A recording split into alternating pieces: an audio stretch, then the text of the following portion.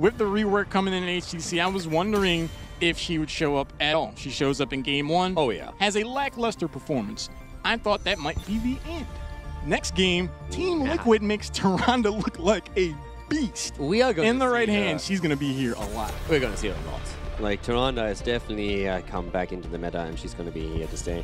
I am more wondering if she is going to be an early ban on Battlefield, because again, this is another map where her objective, her trade, really caters toward bringing down the objective quite easily. So you can already assume that this is going to be a map where we are going to have some bans against her. If not, then she's going to be picked early again. It's easy to assume that she would be first pick. It would be harder to roll Snake Eyes more than getting stunned by the Immortal, and Tyrande follows up with the armor reduction. Doesn't matter who you are, you're dead. And Ev is going to get banned out. I mean, if someone bans her out, it has to be the Monkeys, just simply because the first pick goes to Team Liquid. So, how much are you worried about Tyrande right now? Well, what would be scarier than Tyrande? That would be the question. If I'm not going to ban Tyrande in this instance after that performance from Nurak, then who? Apparently Abath. They hate the slug. I mean, they do. And there she is, first pick again. I mean, Team Liquid, they're mashing mouse 1 already to lock in Tyrande. They didn't need to waste any time. And I mean, just to put this in perspective, Tyrande, after the rework, has now been first picked 3 times in a row. So early. Pretty good. Very high prioritization on Tyrande. Didn't quite work out for the Monkeys when they picked her. But yeah. Reyna taken. So I would say we're going to have a level 1 talent adjustment to get the extra damage up against the Immortal again. With Reyna being this highly prioritized, that seems to be what that indicates. I like these two choices for the Menagerie a lot. I think that they've taken an honest assessment of this match so far, and they've taken compositions that, while they can work, they have a pretty narrow margin for success with the Artanis or the Chin. Reyna pretty much fits into any style of composition. It's not... You can't go wrong necessarily with Reyna. So you're always going to have to supply damage. Something more straight up, something more traditional. I know you said they like to go wild on game 3, but I think they need to just play something more standard. Oh, I would love that. I just can already see that there's something crazy coming. I mean, don't get me wrong, I would love for a more normal approach here, and a little bit more of a tame one. We have Garrosh, by the way, with Tyrande, and that brings me back to the synergy that I mentioned earlier between the two of them, especially after level 13, when you can give Garrosh the extra movement speed, and that really allows him to just like go in and look for that flip and try and create that kill opportunity. Of course, the stuns, you can follow up out on them too. But yeah, that's going to be something that makes it very... It's going to make it very tricky for the front line of the Monkeys once that 13 is there, and Tyrande can just speed up Garrosh whenever she wants. Haven't seen ETC in a while. Merlin and ETC. In a few instances, especially with Heroes Heart Esports, we've seen ETC be something of a serviceable solo laner. Not exactly what I was expecting, but okay. I am also curious because I'm wondering if they're actually going for 3 melees here. Now, ETC is pretty... unkillable. ETC can be pretty okay. I only mind him as a main tank right now because he's a little bit too squishy in most compositions. But if you play him as an offlaner, he can be pretty solid. And Alex has chosen the hero in the past. It gives you a global, you have a lot of peel potential and can just like keep someone at bay, so I don't mind that. Blaze and Hammer. So Hammer already in terrifying draft for Liquid. Yeah, late game percentage-based damage is always going to be nice against the likes of ETC and Murden, but White Man is so strong with the sustain. How do the Monkeys decide to round this out? They're dealing with a lot of long-range poke now. Yeah, they have a meaty front line. Li Ming and Sergeant Hammer, thank God they didn't go Ginger Dread and Zebo. All right, Nazebo in, and I mean, Nazebo has become a bit of a counter to Sergeant Hammer because it makes it really easy to get, for example, the Spider Quest stacked up, or in general just like hit those. So he has started to come in here. Interesting map for him. Makes it harder to stack your base quest and then get the power spike on level 20.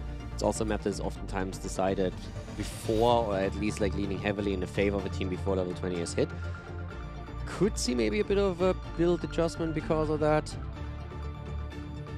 I'm going to be curious to see how they're going to play it. I mean, I like it against Hammer. Has been played a lot in Europe against Hammer as a tool, so that was great.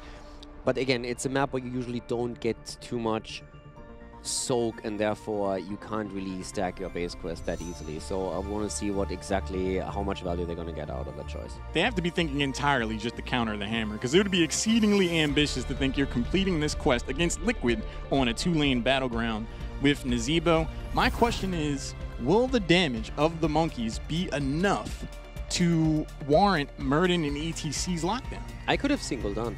Crosby likes to play Gul'dan and played it a ton in the past, and this is something where I could have seen Crosby head into that and try and use that. They have the peel. But we're going to find out who's going to take game number 3 as we're heading into Battlefield of Eternity with Crosby on the left, on Nazeebo.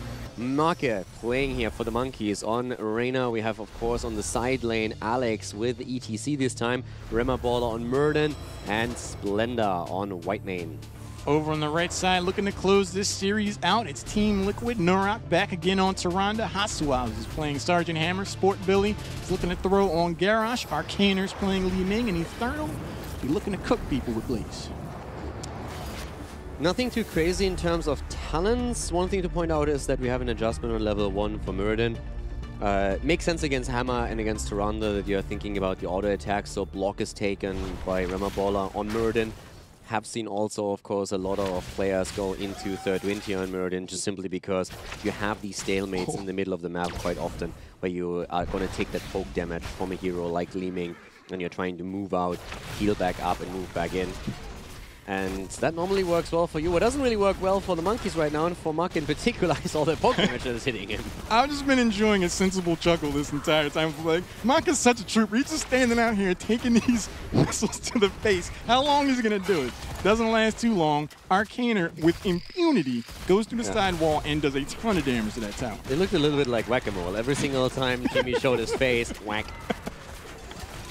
I was like, he can't keep doing this one forever. Hasuaz, they were probably looking around like, is he serious? Stormbolt goes out on to Rimmer Baller, but Hasuaz, he's going to be tough to jump on with the knockback and the zoom from him. When we saw the high priority on Jimmy, I already talked a little bit about the level 1 talent, and we have actually that taken now. So Exterminator is now the adjustment that we have, getting the extra damage in against minions, mercenaries, and monsters, and by 50% and then 100% if Inspire is active. So basically, you're trying to get the extra damage out against the Immortal, and that really helps you. It also, of course, helps with wave clear on the map, but that's the main reason. When Hammer is open and selected in draft, we see instances exactly like this, where in the early game, a team just dominates the wave clear, dominates the structure damage, and they don't have much of a response. Crosby can throw as many spiders as he wants, but it's just not enough pressure to stop Hasuaz. He's just like, anyway, okay. Especially when he doesn't hit them. That's a fair point. That's a fair point. I mean, he's sitting at 32 stacks on it now for the level 1 quest, but yeah, they lost the entire wall already. Well, I guess the gate is still there. The towers are gone, and therefore the experience as well. And Liquid is just looking at this and like, yeah, this is fine. This is working well for us. There's very little to actually do against Hammer here. Nazeebo can throw a couple of spiders out. Reyna can maybe use a penetrating round. But there's at least the invade, and here comes Tyrande, the damage, and goodbye, Jimmy. Camp is taken, kill secured, and Team Liquid has a fantastic start in the game number 3. I mean, Hasuaz just stays in siege mode, not taken down to even half health, and Reyna had to step forward to do even that. Immediately gets rocked, nets first blood for Team Liquid. They have to feel great about their chances to win this game. Yeah, I mean, at this point, you have... You're not going to run into the first objective with a talent lead. That rarely happens. But what you can definitely do is you have now a stat advantage through that level advantage that you call your own. And you can definitely try and get a bit ahead here. So for Liquid, this is fantastic. And they have Tyrande. Let's not forget about that. We've been talking the entire time how Tyrande, especially on Battlefield of Eternity with her rework, is now going to find extra value. So we have a lot of potential to just burst an Immortal down. And that is what Liquid is already trying to do, as they're even setting up the camp at the top lanes, at the bot lane now. So it's really them spreading themselves a little bit thin. But so far it works out well. So far, the Monkeys are trying to win this war on a number of fronts. They have Reyna down bottom, pushing in the Bruiser camp. Hasuaz stands to get more value with Sergeant Hammer than Reyna will. There's the Groundbreaker. There's the toss from Rimmer Baller. He's on to Rimmer Baller. He's going to be able to jump out himself, though. Hair raising moment. That was an important jump. If that Tyrande stun connects, he's actually locked into the Immortal stun, too. So that was a really important escape. Hammer still doing work at the top lane though, and Monkeys are therefore on a timer. And Oh! another kill. Down he goes. Goodbye, Jimmy. Where'd Rainer go? Yeah. He had better things to do. Apparently, burst damage is a thing on the side of Team Liquid. Another takedown on Jimmy. Now level 7 for the Monkeys should make it a bit easier because intercession for white main becomes an option here. But it is definitely rough. It is the strength of a Toronto composition when you have that synergy. And at this point, Liquid has it. They're looking at it again. Ooh. Storm Ball, Jet Propulsion. Rimmer Bowler has his Muradin. Doesn't die here. But he gets slapped around pretty hard in that moment. That was spicy because the Lunar Flare stopped the Dwarf Toss, so he was just there to right-click and try to escape. Somehow he was able to do so. There's the throw. He does have the Dwarf Toss available now. And you said it's hard to go into the first objective with a tier advantage. Team Liquid said, challenge accepted. No, into the first one. They secured it with it. A little bit different. No, but like, be it as it may, with the level 7 talent here and the Immortal, they are in a great spot. And so far we don't have 7 for the Monkeys, so they have no intercession yet. Remmer Baller eating the damage again. Arcana has on 7 now Calamity available, so that did also a lot of work here and pushed Muradin even farther back. But yeah, Liquid taking down the fort at the bot lane, easy peasy. And in the same time, we have Blaze pushing out the top lane too. This is such an uphill battle for Monkey Menagerie. Rimmer Baller in particular. It's not enough that it's just the Lunar Flare connecting after the Garrosh throw. It's that Norak is timing them right as he's trying to Dwarf Toss out. That perfect timing is there almost every time. So the escape of, all right, I'm thrown out of position, I can just jump away. He doesn't have that available to him. Yeah. Also, with level 7, we have intercession now, so that's at least something. You can have that ready whenever there's a serious attempt by Liquid to go for a kill. So Splendor has to be careful and play around that cooldown. Also, when we talk about quest talents, I mean, the one thing I really want to highlight is Nazebo, who's currently sitting at 47 stacks on his base quest. So that's definitely a bit of an issue right now. And it highlights again the problem that you oftentimes have on a 2-lane map, especially with the objective focused into the middle of the map to get that quest completed. Here's something of an ambitious talent choice, in my opinion. Rimmer Baller went for Skullcracker at 7. He feels he's going to get 3 successive, consecutive auto attacks on someone and not die. We'll see how it plays out. A lot of damage goes on to Alex the Progy. There's a knockback to get the zombies off of Eternal.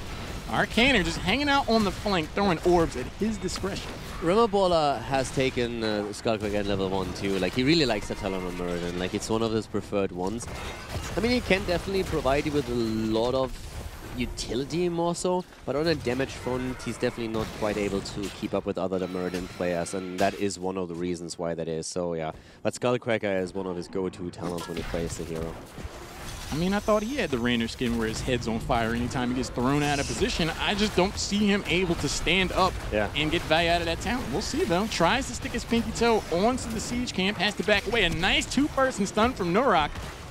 He cannot get Tyrande. Like, he is just a menace right now. The problem is they can't get onto the backline. Monkeys have a tough time doing that. Once we have level 10 abilities that might change with the stage dive as a potential, very likely potential for ETC. But I mean, look at the experience right now. The Immortal comes down. Liquid is closing in on level 10. They have an easy time going for the Immortal at this point. And that is going to be a free second objective for them if they play their cards right. And that's exactly what they do. They have Sport Billy already setting up for a bit of a flank. Eternal is at the front.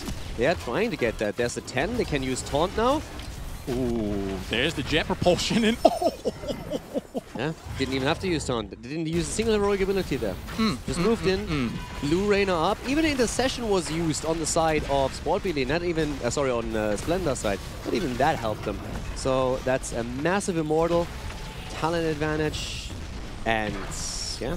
Caldor, it looks like it hurts. Every time these orbs land, it's at least half a health bar. Crosby's going to get thrown.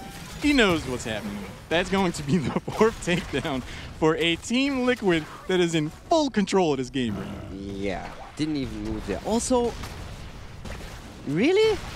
Ravenous Spirit against the Tyrande with level 4 Lunar Blaze? Ambitious. Awfully ambitious. What? Arcana Oswald makes short work of this top fort, and the stage is set for at least a top keep wall push. There's still shields on the second Immortal of this game. Everyone has mana. Yeah. Heroic's going to be here. Taunt in a few seconds. Team Liquid, they might look to make this a sub-10-minute game if they get the takedowns they want. I mean, Haymaker is now also chosen on Muradin. I can't really say that shocks me too much. Oh. Hyperion comes out. But yeah, ETC is going to wait for that stage dive into the back line, but ideally Liquid wants to have that keep. They're not quite going to get that yet. There's no talent advantage anymore. Here comes the stage dive into the front. Immediately the taunt comes out. Alex is low, Bunker on the ground. And Monkeys is in trouble with Alex. Eternal is just trying to make his life a little bit harder too. Rimmerballer jumps out, but yeah. Monkey with the engage, but Liquid is not impressed. What's tough about this is that this was the team fight that Monkeys needed if they wanted to turn this game around. Even Talonteers, Liquid far away from home. They're overextended because the Immortal's down, and they come away with nothing. Now, granted, they don't lose anyone themselves, but if there was an opportunity for them to get offense, that was it. And Alex the Pro G eats another orb. Dodgeball is for real right now. Arcana goes in, has a wave of force there, and they go for the kill, and that's not going to be the only one. They're going for Marker next, and he is definitely going to fall. There's no way. Gets slapped around the entire map, basically, with that, and it's just hurting. Billy hasn't even used Taunt anytime recently, so he could use that too if he gets close on anyone else. But this is just brutal. 6 kills against 0. I mean, this is what you expect from a Toronto composition. The damage is there. Arcana follows it up. And Arcana is roaming around the map with an 8x zoom scope on his lead man. Like, these magic missiles have been hitting in triple pretty much every time. These orbs have been hitting at near full range. Ask Rainer's face. Like, it's been devastating on the back line of the Menagerie. 85 stacks for Crosby on his Space Quest. 20 for Rimmerballer. Ooh. Wait, what? Caution thrown to the wind. They do find Eternal. Not in a position to body block the jet propulsion. Rimmer might be better served for that. Uses the Haymaker as a disengage tool. The zombie wall also. Hyperion thrown down. A lot of resources on his tier disadvantage fight. So far not netting to... Ooh, that BFG. Yeah, that hurt. And there's another connect. 14 stacks now for Nurok on his level 4 quest, so he's definitely hitting those Lunar Flares quite nicely. Alex using that stage dive was ambitious, but okay. So, again, we're seeing Liquid with a talent advantage and starting to control the situation. Poor Billy chasing back Alex the Pro G, defending the Immortal. Tier advantage still firmly in the hands of Team Liquid, who look to kick off the halftime show. Crosby trying to get what kind of poke that he can in there. But anytime he sticks his neck out and blazes range, you know Sport Billy's going to be ready to follow up for a threat. I mean, Zebo definitely does work on the Immortal. So as long as he connects those, that is actually not too bad. And we have seen Monkeys take a lead in the Immortal race at the beginning of all of this. And so they have it down to a half HP. Both of the solo laners have started to move off and make sure that they're defending the structures in terms of Monkeys as a keep inside of Team Liquid. That's a 4 at the bot lane. But the talent advantage is still in favor of Liquid, and they are starting to play this slow here. So I'm interested to see how this is going to turn out. If somehow Monkeys get the jump on that, they have the chance of actually grabbing an objective here.